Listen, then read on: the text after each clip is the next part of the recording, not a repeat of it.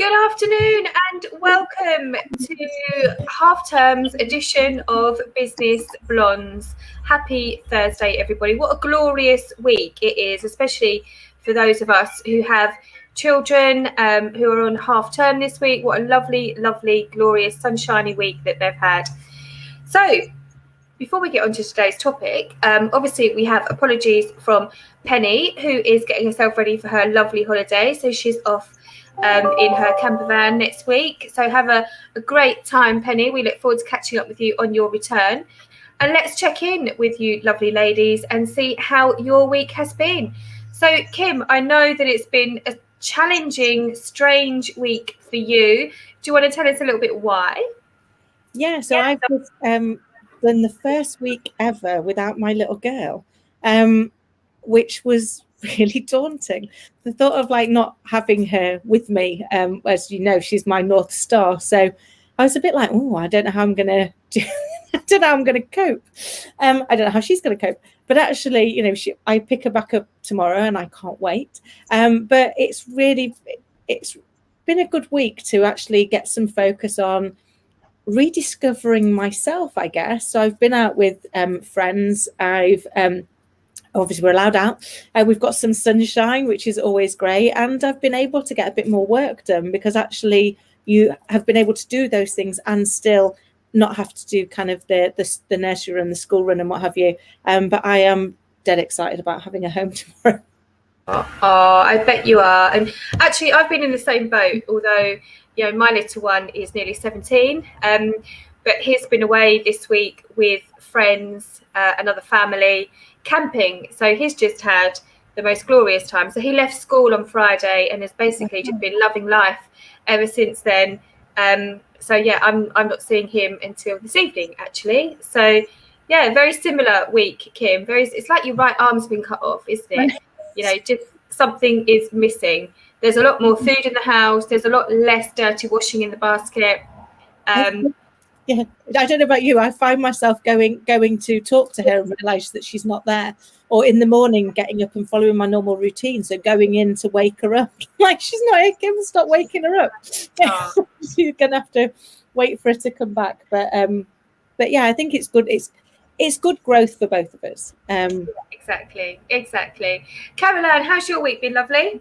Yeah, it's very good, thank you. I do have an empty nest, so I don't have those problems, but I do think one of my children will be boomeranging back soon after university, but making the hay while the sun shines in the meantime.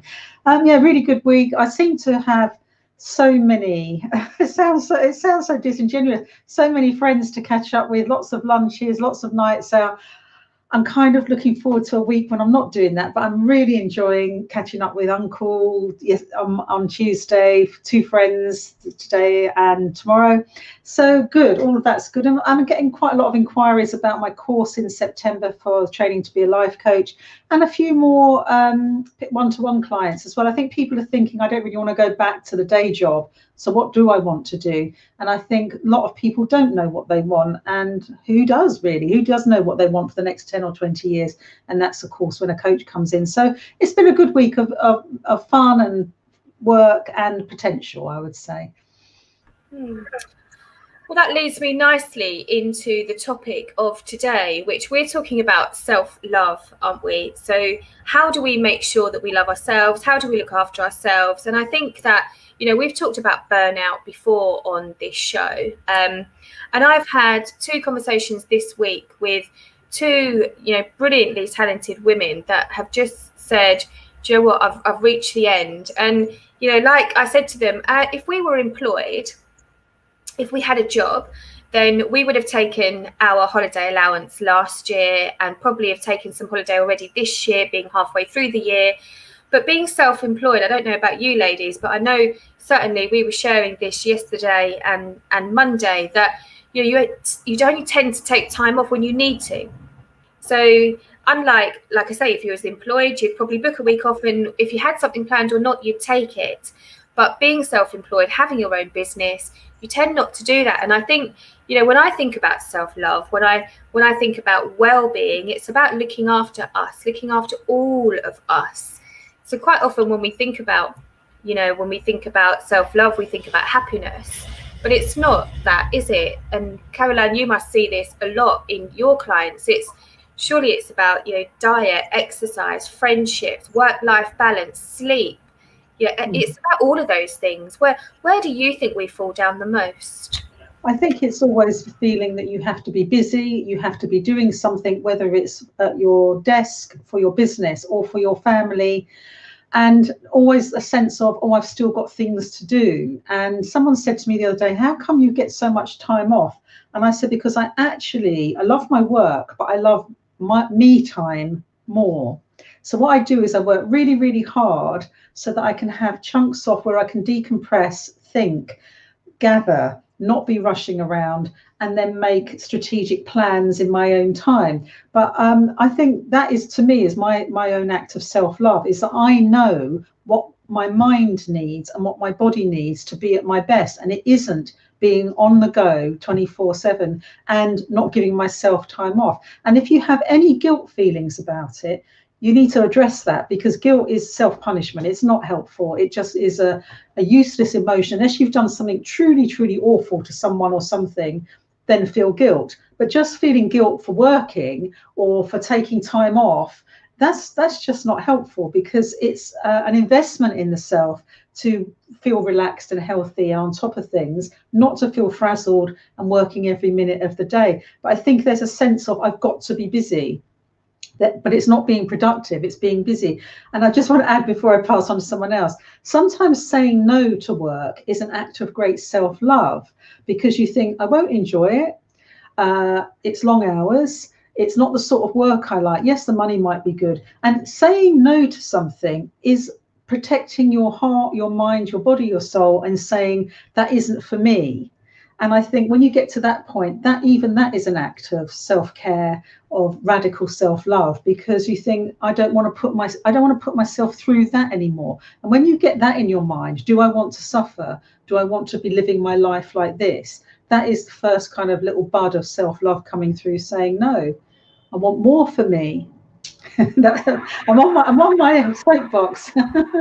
I think that's a really good point, though, because I think, again, as business owners, we're not very good at turning work away, are we? Because, we can still remember those days when we first started, when we wanted every little bit of work that came our way. So saying no to something almost goes against the grain. But you're right, sometimes it is the very best thing we can do for us when we know deep down it's the wrong type of work. And I also think it's about triggers, isn't it? I know, with regards to my mindset, I know the things that will make me in a positive mindset, make me have a positive mindset. I know music is a great thing for me. Listening to some really, I'm a bit of an 80s chick, but, those types of vibe, that sort of music, that really gets me going. It puts me in a really good, positive, energetic mood. And is that what it's about, recognizing our own triggers? What do you think, Kim? Taking myself off mute would be helpful. So I agree. I think it's recognizing that sometimes we need to be able to recharge too. And it was something that I've been really, really bad at. I almost felt guilty, and I think sometimes we can layer that on, can't we? I feel guilty if I'm not doing something for my little girl, or if I'm not doing something for the business, or if I've not done enough for my friends, or if I've not done enough for my family, or I've not done enough. And I think, we can be our own harshest self-critic, can't we, around what we could have done. But certainly realizing that you can't pour from an empty cup, you can't give back if you don't take some time to recharge. And actually now what I do is, I find the things that I know are going to bring me joy. And like this week's been a great example. I get real joy from being with my friends and family, which has been lovely. I also get real joy from cooking. So for me, if I'm finding that, everything's getting a little bit overwhelming and I just want to be able to take time out and think, there is nothing better than whacking up the music and going and cooking something. So I did go a little bit mental and cooked loads of things, made chutney and made tarts. The neighbours are loving me. So I have to take it somewhere for people to eat it. But actually, it was something I'd not given myself the opportunity to do for a period. And it isn't going to be everybody's thought around being a relaxing thing to do. But actually, I know for me, it's something that brings me joy. And I think it's knowing those triggers and then finding the thing that is going to help you to put yourself back into the right mindset, isn't it? Yeah, I think at the end of the day, we're all coaches, and how can we, coach and help others if we're not in that sort of positive mindset ourselves? That's how I feel. So sometimes I need to have a real short, sharp word with myself, especially when considering all the great things I've got going on in my life. Sort of woe is me shouldn't really come into it. Caroline, what was you going to say? I was going to say things like cooking is very good for the mind, because you're doing small repetitive tasks and you're able to go into what they call an alpha state, which is allowing the brain, because normally we're in a beta state, which is loads and loads of chit chat, monkey brain going on. But when you go into an alpha state, because you're doing something simple like cooking and chopping things, it's a deep relaxation in that, and also ironing, because you're doing small things, and also walking, because you're doing something but you're not having to think too hard about doing that. And people think to having time out is a waste of time, but it isn't. It gives your brain chance to recover. And sometimes when I'm at my ironing board, and when I'm going for my morning walk or run, I have the blinding bit of inspiration that I can't get when I'm sitting here with my PC thinking, what can I write next for my newsletter? It's taking time out that it is the reward in itself, that you think, I feel much fresher now, new thoughts are coming through, and that's what the brain needs. And if you can't meditate, because not everyone can, which of course is a way of going into a place of awareness but allowing the brain to cleanse and switch off, I suggest to my clients, because meditation is stressful if you're a busy person. It's like, now I've got to meditate, I can't meditate. It's like, now I'm doubly stressed because I can't meditate. But if, like you, Sam, if you put some music on, preferably not too Duran Durani and loud, but something really soft and relaxing, maybe something by Enya, or just some kind of ambient music, and just look at the clouds for 10 minutes. It's the same sort of thing as meditation, but it's not as stressful if you're a busy person. So there are ways of having an instant mind spa by sitting at your desk, looking out the window, putting some music on and just thinking, I'm taking time out. It doesn't have to be, and cooking, great, going for a walk, even doing the ironing will help your brain switch off a bit, because it's just a whole load of noise going on for us all. And also the adjustment back to life after lockdown lifting, I think we're all spending a bit of time trying to readjust to that too. So any time that you can find a bit of self-love, leap on it. I think some people are finding it harder than others, aren't they, to readjust to coming out. I think that people have been so used to their own company, having to come out and socialize again, and having not done anything. Also, there's almost this element of, well, what do I have to say? I haven't got any news because we haven't been doing anything. So I think that puts a stress. But for me, self-love is about recognizing your own tonic, recognizing what makes you feel good, and knowing when you need a little pick me up, when you need a tonic. So for me, there's music, there's friends. I know I'm quite self-aware. So I know when I need to talk. I know when I need a good old chinwag. And, quite often I'll just arrange a dog walk with one of my friends, and we'll go for a couple of hours and just chat. And I feel so much better. That's my tonic. Sometimes I just need a good old sort out in terms of, I might feel a bit overwhelmed and I need to just clear my to-do list or sort through the to-do list. And that makes me feel more in control. So it's, for me, self-love is about knowing what your triggers are and recognizing when you need to put those tonics in place and where to go for the tonic. I couldn't agree with you more, Sam. And a very simple little exercise to do is to write down on one side of the page when you're not in a good place. So it can be feeling a bit tearful, angry and irritated, overwhelmed by small tasks, getting hot and bothered by simple things, avoidance, feeling tired and niggly and resentful, all these things, snarky, sarcastic, I don't want to do anything, can't be bothered, all these sort of negative signs. Write them down, because those are your signs that you're not in a great place. And on the other side of the page, what would help? And sometimes it is get out of the office, see friends for a drink, have a coffee, go for a walk, sleep. listen to music, but know your lifeboat and write it out, or even drink loads of water. Maybe you're really dehydrated. You know, go and have a bath in the middle of the day if that's going to make you feel better. Put on your red knickers, whatever it is, your best perfume, whatever it is your get out of the gloom clause. Know it, because otherwise you're just trundling along, not aware of I'm running on empty. But you also need to know what to fill your tank up with, and that's all the good stuff. And it doesn't have to be going shopping or drinking, although I'm not against that, but it can be just simply sitting in the garden or going to the park or having coffee in a cafe and really relishing it and knowing this is my life raft out of my gloomy state, you know. I love that. I like that. Know your lifeboat. I've not heard of that before. That's a really good way of putting it. A really good anchor, isn't it? You know, that's your safety. That's your anchor to your own happiness, your own self-love. I think that's brilliant. Kim, what do you recognise in yourself? So I love that lifeboat piece too. I think it reminds me of like whenever the world's gone a little bit crazy, and the things that are happening that I can't control, I always focus on the things that I can control, and kind of I often use that as I'll do the things I can control as the life raft in a cloudy storm of my brain, which is I can't deal with all these other stormy things. So one of the things for me, I know if I start to feel, I guess, overwhelmed, and Caroline, you kind of covered it perfectly in that, like, slightly hot, bothered, you're trying to do too many things, you've got 53 tabs open on your computer, you're like, I'm going to get none of these done well, because actually I've got too many and I can't think about what are the things that I need to do. So one of the things I recognize when I've done that is to take some time out and go and sit and go, what are the 2 or 3 things that are really going to make a difference?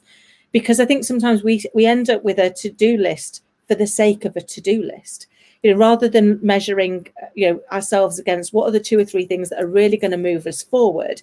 We get bogged down in the detail, and there's, you know, if you look instead at going, and I do this now at the end of every day, you know, what are the 2 or 3 things maximum that I absolutely have to do tomorrow, and do those first. Because then actually it really helps me with my sense of overwhelm, because it's like I've done those, and then I remind myself, and I do this with my business partner all the time. He'll get into the whole, oh, we've not done this, we've not done that, when we did the 3 things we said we were going to do. So we're going to celebrate that, and then we're going to focus on what are the 3 things that we need to do tomorrow. But I think sometimes you need to have somebody help you recognize when you're getting in your own way. I agree, and also doing a check-in as well. Like if you're dreading something, dreading a phone call or dreading some work you have to do, this is your kind of an inner alarm telling you there's something here you don't like. And some of, you know, we all have to do chores and admin and phone calls we don't like. But if it's work that you don't like, then note to self, don't do this sort of work again in the future. And what is it costing me physically, emotionally and mentally to say yes to work like this, which I'm getting nothing from? But there was a great thing on Woman's Hour yesterday, Kim, about guilt and motherhood, and they go hand in hand, and they shouldn't do, because you don't hear a guy saying, I feel so guilty, I'm at West Ham this weekend and the kids are at home. They never say, you know, oh, I feel so guilty putting my feet up watching the snooker today. No, they don't. But motherhood and guilt go hand in hand, and yet it doesn't serve anyone. But to say to your children, mummy's taking time out because I'm a bit stressed, and when you get a bit stressed, you should learn to take time out too. You know, Junior, I'm going to sit in the garden with my tea. And this is what people do when they're looking after themselves. That would be better than, oh, I've got to get the Play-Doh out and I've got to paint another picture with glitter, or I've got to take a swim in. Sometimes you don't have to do everything. You can just demonstrate and model what looking after yourself looks like. And mummy's tired. And actually, when mummy's tired, she likes to sit down. You know, it's like, who said we've got to be performers and 24-hour a day playmates and cooks and chefs and personal assistants and PAs to our children? You know, I think demonstrating that we need self-care would be a great thing to show children. Oh, I love that, and it reminds me of a couple of weeks ago when I ended up had a really stinking migraine, which I never normally get. I did start to feel really guilty. And then I was like, there's nothing you can do about it. Just share it with her. And I let my little girl know. And I was like, when you go to bed, mummy's going to go to bed, because actually I can't really see right now. And I can't really do some of the things that I would normally do. And she immediately went into like look after mode. And she was like, what can I do for you, mummy? I'm like, bless you, you're 4. You really shouldn't be looking after me. But what I spotted was that she was completely play acting how I am with her if she's ever not in such a great place. So we do actually inadvertently model for our children what they're going to behave like in certain situations. And you're right, we should do more of that, modeling that it's okay to take some time out and to have some self-care, that you don't have to be on the go all of the time, because if not, what are we creating for them as their reality when they move forward? What a great life lesson. I think you're right. We all try to be superwomen, don't we? Or Superman. You know, we all think we've got these hidden powers that we really don't have, but we just keep searching for those until such point as we feel burnout, or we feel guilt, or we feel like we're not enough, or we've let somebody down. You know, I like what you just said there, both of you, about it's okay to go, do you know what? This is me right now. This is me, and this is me taking care of myself. You know, not this is me really stressed and shouty and which is where I tend to go when I feel a little bit out of my depth or out of control. So just taking that step back and sharing it, as you say, actually, mum's feeling a little bit like I just need some time out. So what are you going to do? What are you going to do? This is what I'm going to do. We're all good. That's a great life lesson, how to take care of ourselves. But some people don't know how to do it. They genuinely don't know. And it's all, when I coach people, I say, so what have you got planned for the weekend? Oh, more of this, more of this. I said, but can you build in some time out? Oh, I don't normally. And you'd be surprised at how many people say, no, I'll use the weekend to catch up. And I said, what about doing nothing or doing something wonderful? Oh, I don't really, no, it's like, it's such a shock that, you know, are you allowed to have a weekend sort of attitude? You know, like, am I allowed to do this? I've got to look after ailing mother. I've got children. I've got the dog. I've got washing. Yeah, but what about you in all of this? So although it's kind of second nature to us as coaches, for some people, it's really hard to get them to do simple things. But my great victory recently is I've got a wonderful client, 6'4" rugby, South African guy, rugby fan. I told him to go and find a tree to talk to. And, you know, he's a professional man. He's very wealthy. And he said, what? And I said, yeah, go. He said, actually, there is a tree. I said, well, there you are. He's already calling to you in the park. Took a picture of it, sent me the picture. He's got really into this tree now. I said, when you go to the tree, sit with it, talk to it, feel the energy of the tree. It's time out for you. It's an investment. There is natural healing in being in nature, being around trees. They have their own kind of gravitas, their own energy. And he's really hooked. But I thought I'll throw it out there. It costs nothing. He will laugh at me. He's even started to do a vision board now. So everyone can do this. There's a lot of stuff for free, but you've got to want to do it for you, for the love of you, and for the care of you. And if you haven't got that joined up bit that says, I deserve, I need to be looked after, I deserve to be feeling better or feel love, then that's not going to work. You have to claim it. If it takes a coach or a friend to get you to do it, then so be it. But there's always a tree. It's always waiting. I get so much from my sweet chestnut. I really do. Find your tree. Do you think that you know, it's no secret that life is just busy, isn't it? Like, you rewind 30 years, it wasn't like this. We didn't have as much white noise. There wasn't as much pressure and expectations, or was there? And we're just putting it on ourselves because we do have to be so responsive nowadays. Do you think that we've sort of almost got this added pressure now to react and respond within nanoseconds of having any sort of communication thrown at us?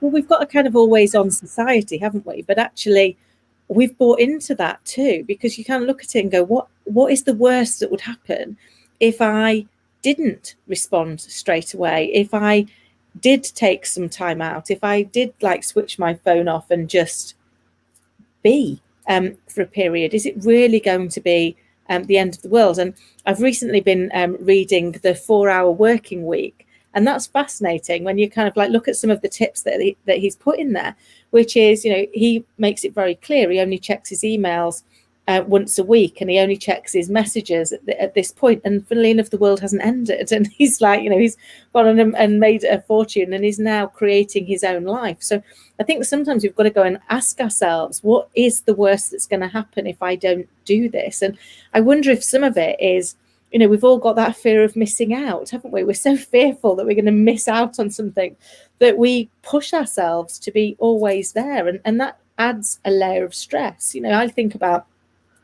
children today and the fact that we have got this always on society, you know. And when I was at school, if somebody wanted to like bully me outside of school hours, they'd have to phone my parents up and ask to put me on the phone.